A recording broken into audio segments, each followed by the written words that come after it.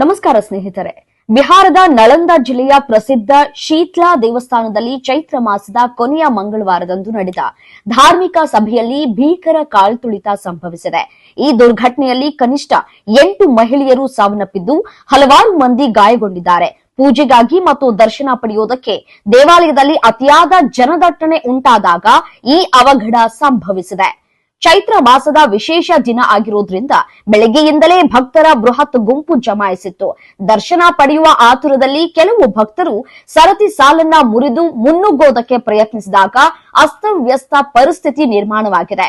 ಜನರು ಒಬ್ಬರ ಮೇಲೊಬ್ಬರು ಬಿದ್ದ ಪರಿಣಾಮ ಉಸಿರುಗಟ್ಟಿ ಹಾಗೂ ತುಳಿತಕ್ಕೆ ಒಳಗಾಗಿ 8 ಮಂದಿ ಪ್ರಾಣವನ್ನ ಕಳೆದುಕೊಂಡಿದ್ದಾರೆ.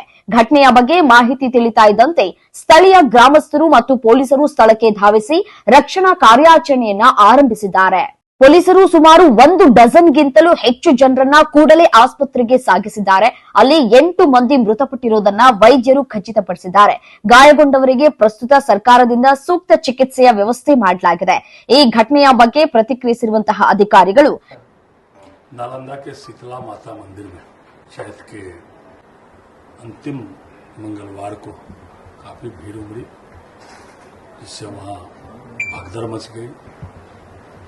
कई श्रद्धालुओं की मौत हुई है. उनके प्रति हम संवेदना प्रकट करते हैं, पीड़ित परिवार के प्रति संवेदना प्रकट करते हैं. कई घायल हैं, उनकी सरकार इलाज की समुचित चिंता और प्रबंध कर रही है.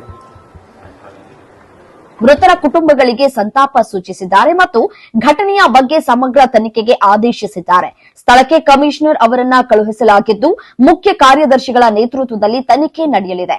ಈ ದುರಂತದ ಬೆನ್ನಲ್ಲೇ ದೇವಾಲಯದ ಆಡಳಿತ ಮಂಡಳಿ ಮತ್ತು ಸ್ಥಳೀಯ ಪೊಲೀಸ್ ವ್ಯವಸ್ಥೆಯ ವಿರುದ್ಧ ಭಕ್ತರು ಆಕ್ರೋಶವನ್ನ ವ್ಯಕ್ತಪಡಿಸಿದ್ದಾರೆ. ಇಷ್ಟು ದೊಡ್ಡ ಸಂಖ್ಯೆಯಲ್ಲಿ ಜನ ಸೇರುವ ನಿರೀಕ್ಷೆ ಇದ್ರೂ ಸಹ ಅಲ್ಲಿ ಭದ್ರತಾ ವ್ಯವಸ್ಥೆ ಮತ್ತು ಜನದಟ್ಟಣೆ ನಿಯಂತ್ರಿಸುವ ಕ್ರಮಗಳು ವಿರಳವಾಗಿದ್ವು ಅಂತ ಪ್ರತ್ಯಕ್ಷದರ್ಶಿಗಳು ಆರೋಪಿಸಿದ್ದಾರೆ.